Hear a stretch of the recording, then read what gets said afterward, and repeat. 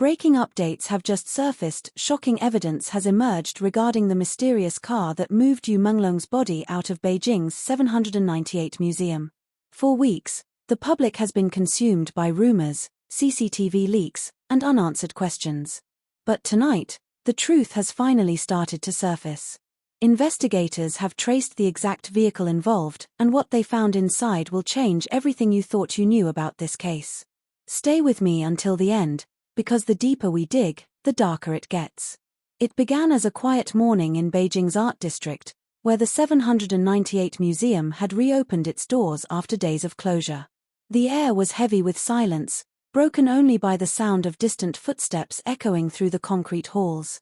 Few knew that in the early hours of that same morning, a black SUV, an unregistered model with tinted windows and no visible license plate, had been seen idling at the back entrance of the museum. That SUV, as it turns out, is the key to everything. When news broke weeks ago about Yu Menglong's body being discovered missing before official recovery teams arrived, the story was dismissed as rumor. Officials claimed there was confusion during the initial chaos. But an anonymous museum worker has now come forward with a recording footage showing a vehicle leaving the site moments after power to the CCTV system was mysteriously cut off. That car wasn't supposed to be there. The worker, whose voice trembles in the audio file, described seeing two figures dressed in dark uniforms pushing what appeared to be a covered stretcher into the back of the SUV.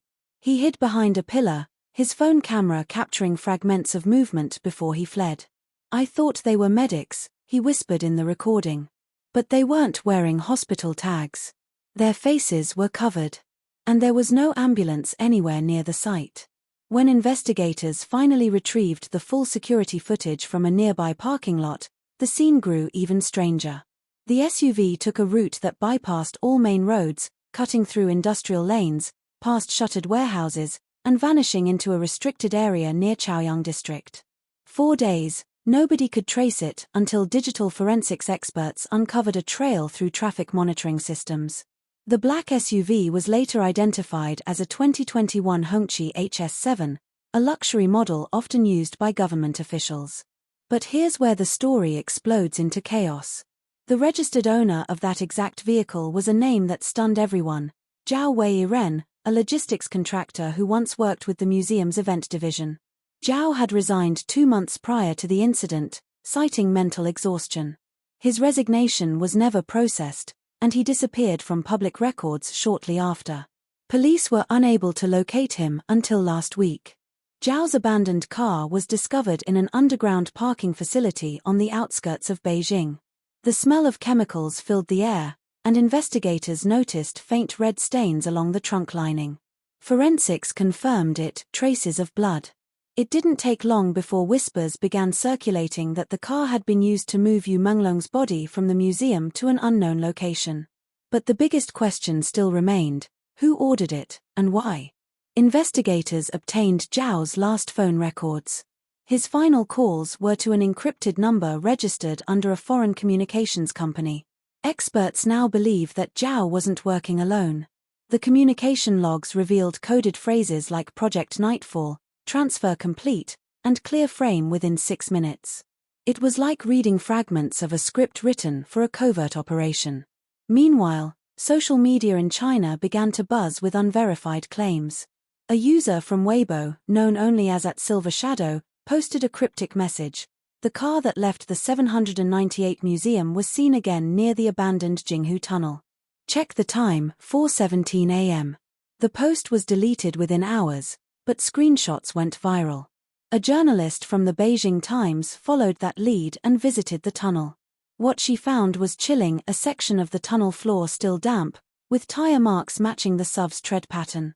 And on the wall, faint but visible under ultraviolet light, were smeared fingerprints. Someone had touched that wall, possibly while moving something heavy. By this point, the case had evolved into a full-scale manhunt. The museum was sealed, forensic teams were dispatched, and the media storm intensified. But authorities remained silent. No official statement, no confirmation, only quiet movements behind closed doors. Then came the leak. A voice message sent anonymously to a journalist in Shanghai revealed something that changed the trajectory of the investigation. The voice claimed to be part of an internal security unit tasked with recovering stolen art pieces. But on the night in question, they were redirected to protect something or someone inside the museum. The operation, the voice said, went wrong when Yu Menglong became collateral. Suddenly, the theory shifted. What if Yu Menglong wasn't just a victim, but a witness?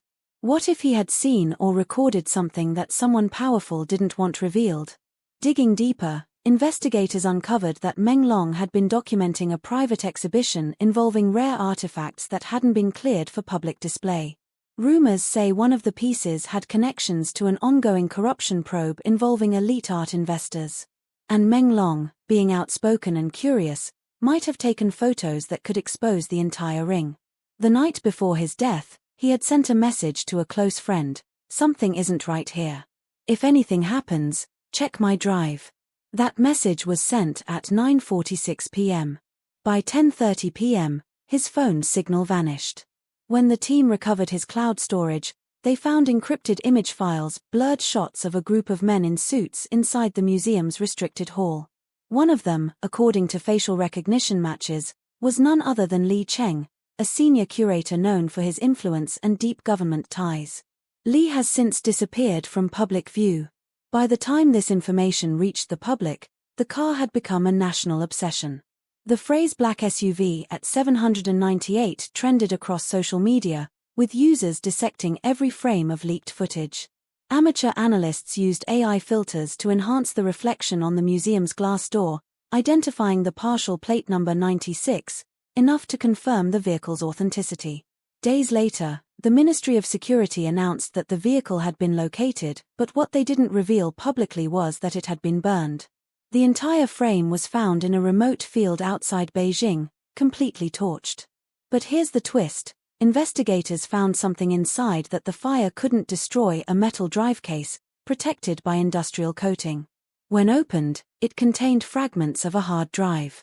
Digital analysts have now managed to recover 22% of the data.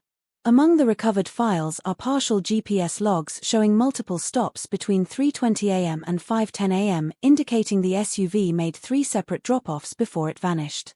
The question now haunting the investigation: what or who was dropped off at those points? A leaked document from internal reports suggested that only the first stop matched with biological trace evidence, blood DNA linked to Yu Menglong. The remaining 2 stops: unknown cargo, unknown purpose. Speculations erupted online. Was Menglong's body moved to obscure forensic timing? Was the SUV part of a cleanup operation to erase all traces before authorities arrived? And who were the masked figures seen accompanying it? Then, just when the public began demanding answers, something happened that pushed the story into darker territory. A taxi driver came forward claiming he saw the same black SUV driving out of the 798 area that night. There was a second car following it, he said. Silver sedan. Looked official. He remembered one strange detail: the SUV's rear lights flickered 3 times before it turned off its headlights, as if signaling. When investigators checked traffic cams along that route, they found matching footage. The silver sedan's license plate was traced to a private security firm contracted by high-ranking officials. Suddenly, the puzzle wasn't about one car, it was about a convoy. Weeks later, after relentless digital tracing, forensic teams found something else hidden deep in Zhao Weiren's laptop backup: a short video clip from a dashcam. Though partially corrupted, the video shows the SUV's dashboard illuminated by a flashing red light. The passenger's voice can be heard saying, "We have to make it before dawn." In the back seat, a body covered in white fabric. The final seconds of the clip are silent. Then static. Authorities have yet to release the full footage to the public, but insiders confirm it's authentic. The car that moved Yu Menglong's body was not acting alone. It was part of a controlled extraction designed to remove evidence from the museum before the press could arrive. And here's where it becomes terrifying. The latest leak suggests the hard drive recovered from the burned SUV contains data labeled Project Reframe, the same term used in Zhao's call logs. Sources claim it involves high-value art laundering through museum channels, a network Menglong accidentally stumbled upon. If that's true, then his death wasn't random. It was a silencing operation. Today, As the investigation deepens, Beijing's art scene remains shaken. Journalists who've tried to pursue the case report being followed. Museum staff have been relocated. And the original whistleblower who leaked the first video? Gone into hiding abroad. But the truth has a way of surfacing, no matter how deeply buried. The car has been found. The data is being restored. And every trace leads back to the same night when a young man, passionate about his craft, saw something he was never meant to see. What remains to be seen is who will dare reveal the full truth first, the authorities, or the public investigators who refuse to stay silent. One thing's certain, the mystery of the black SUV that moved Yu Menglong's body out of the 798 museum is far from over. Because in Beijing's underground art world, secrets don't die, they get transferred. The story didn't end when the car was found, if anything, that was just the beginning. The burned frame of the black Hongqi HS7 was supposed to be the final chapter, the silencer to an investigation that had shaken Beijing's elite art world. But within hours of forensic teams removing it from the field, everything began to unravel. When the car was first hauled into the secure police compound, journalists weren't allowed anywhere near it. The government issued an immediate blackout, citing ongoing federal security matters. Yet, an insider from the forensics team leaked something that stunned the entire internet. Inside the car's fire-damaged frame, there were fingerprints that didn't belong to Yu Menglong or Zhao Weiren. Those prints matched a third individual, someone connected to an art restoration agency with government contracts. The name? Ren Jiahao. That name was like gasoline poured on an already blazing fire. Ren was no ordinary worker, he was a quiet but powerful figure in the art restoration business, known for handling delicate, historically significant pieces for private collectors. He'd worked on major exhibits at 798, including one that Yu Menglong was supposed to document before his death. And yet, Ren vanished 2 nights after the SUV was burned. His home was left in perfect order, no signs of struggle, no signs of life. The only strange thing left behind was a half-burned sketchbook lying open on his desk, with 3 numbers scribbled in charcoal, 798, 0421, 3R. People began to speculate online, was it a date? A code? A location? A few digital sleuths believed 3R might stand for Room 3 Rear, one of the museum's restricted chambers sealed off after the incident. To everyone's disbelief, a new piece of footage began circulating days later. In grainy night vision, a shadowy figure, believed to be Ren, was seen entering the 798 compound long after it had been closed to the public. He was carrying a small, metallic case, the same type later recovered from the burned car. Now, here's where the story takes an unbelievable twist. A whistleblower from the security team confessed that before the SUV left the museum that night, the museum's main power grid was deliberately disabled for 8 minutes. During that blackout, the emergency generator failed, something that hadn't happened in 10 years. The whistleblower said the blackout wasn't random. It was scheduled. Someone on the inside had turned the lights off on purpose, creating the perfect window to move Menglong's body out undetected. But the real mind-blowing part came when investigators recovered a second, hidden camera feed, one the perpetrators didn't know existed. That feed came from a private artist studio located directly across from the museum's rear gate. The artist, a foreign photographer, had been testing his new motion-activated security system. His camera picked up the SUV leaving the building, but that wasn't all. The footage clearly showed a convoy of 3 vehicles, not one.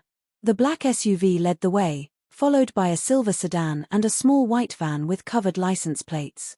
The headlights of the SUV flashed 3 times before it moved, a silent signal to the others. The convoy moved fast, tight, and precise like a professional extraction team. But at the exact moment they turned the corner, something unexpected happened. The SUV's right rear door opened slightly before slamming shut. Slow-motion analysis later revealed a gloved hand gripping the door from the inside. Someone was still alive in that vehicle. When this revelation hit social media, the internet exploded. Could Yu Menglong have been alive when they moved him? Could he have been trying to escape? An anonymous source close to the forensic team later told reporters that the blood evidence found inside the SUV suggested two different oxygen saturation levels, one consistent with a fatal injury, and another consistent with living tissue. In simple terms, at least for a few moments, someone inside that car was breathing. And that changed everything. If Menglong had still been alive when he was moved, then this wasn't just a cover-up, it was a kidnapping. A silencing mission that went wrong. To verify this, investigators decided to retrace the SUV's path based on the GPS fragments recovered from the hard drive found inside. The data showed 3 distinct stops, each lasting less than 15 minutes. The first was near an abandoned storage site south of 798, the second was a quiet alleyway near the Liangma River, and the third deep in the forested zone on the city's outskirts. 4 days, drone teams combed through those locations. And on the second stop, they discovered a patch of disturbed earth behind a row of derelict buildings. Buried beneath was a small security crate, sealed with epoxy resin. Inside, wrapped in waterproof film, were a pair of gloves, a lanyard badge from the museum, and a single SD memory card. When decrypted, the memory card contained a 5-second clip. The footage, dark, blurry, and full of static, showed the interior of a car trunk. There was movement. A hand reaching up. And a faint, desperate voice whispering, "Don't let them take the case." Forensic audio confirmed it. The voice was Yu Menglong's. That clip shattered the internet. Thousands of fans flooded comment sections demanding justice. People began gathering outside 798 Museum, holding candles and photos, refusing to believe that this was just an accident. Even celebrities from China's entertainment industry started reposting the hashtag #JusticeForMenglong, making it one of the most talked about topics online. Authorities responded by doubling down, more silence, more censorship. But silence only made the story louder. Meanwhile, the burned SUV became the centerpiece of an internal scandal. Forensics reported faint traces of a fire accelerant, one that's typically used by military operations, not civilians. How did that get there? Why was it used? Investigators were told the car had been torched to destroy contamination. But internal memos later leaked showed something different. The order to burn the SUV came from a private communications number linked to a member of the ministry's Art Oversight Board. That single revelation suggested that the operation was sanctioned, or at least covered up, from the top. But perhaps the most shocking revelation came from a satellite company technician who stepped forward a week later. The technician said that one of their experimental satellites captured thermal imaging data from that exact night. Between 3:10 a.m. and 3:15 a.m., sensors detected unusual heat signatures near the 798 compound, consistent with the ignition of vehicle engines and human movement. But here's what's unbelievable: at 3:16 a.m., one heat signature suddenly stopped moving, while the others dispersed in opposite directions. Many now believe that was the moment Menglong lost consciousness, or worse. And yet, days later, someone logged into Menglong's personal cloud storage from an unknown location. The IP traced back to a network hub in Guangzhou. Files were copied, then deleted. The person who accessed them used a device once registered under Ren Jiahao's name. The very man whose fingerprints were in the car. So what really happened to Ren? Was he the handler? The cleaner? Or did he try to expose what had happened and pay the price? Nobody knows. His name has vanished from all databases. His company registration revoked. His bank accounts frozen. But one thing remains undeniable: the car that moved Yu Menglong's body has opened a web of corruption stretching far beyond the art world. A new theory now circulates among insiders, a theory so wild, yet so eerily plausible. Some believe that the Project Reframe data found inside the burned SUV was part of a massive art laundering scheme using museum exhibitions to move high-value assets out of China under the guise of cultural exchanges. Yu Menglong, in his dedication to transparency, had accidentally filmed more than just art. He'd caught the faces of men who didn't want to be seen. When they realized, it was too late. The car, the blackout, the convoy, everything was meticulously planned. But something went wrong. Maybe Menglong fought back. Maybe he made a call. Or maybe someone within the team hesitated. Either way, The operation became messy, and the cover-up had to be brutal. As of today, every known witness connected to that night has either disappeared, recanted, or fled the country. The museum remains under quiet renovation, but locals say strange things still happen at night: unmarked vans parked outside, lights flickering in rooms supposedly sealed. Some say the spirit of Menglong haunts the hallways. Others believe he's alive, hidden by someone who couldn't bear to let the truth die. One thing's certain: the black SUV was just the first domino. And now that it's been tracked, the entire structure of lies built around that night is beginning to collapse. If you've watched until now, you're one of the few still brave enough to follow this story to its core. The truth about Yu Menglong's disappearance is darker than anyone imagined, and it's not over. So tell me in the comments, do you believe Yu Menglong was still alive when the car left the museum? Who do you think was behind the blackout and the convoy? And what do you think was inside that mysterious metallic case he didn't want them to take? Let's uncover this together. Don't forget to like, comment, share, and subscribe to the channel, because the next part of this story might just reveal the one piece of evidence that changes everything.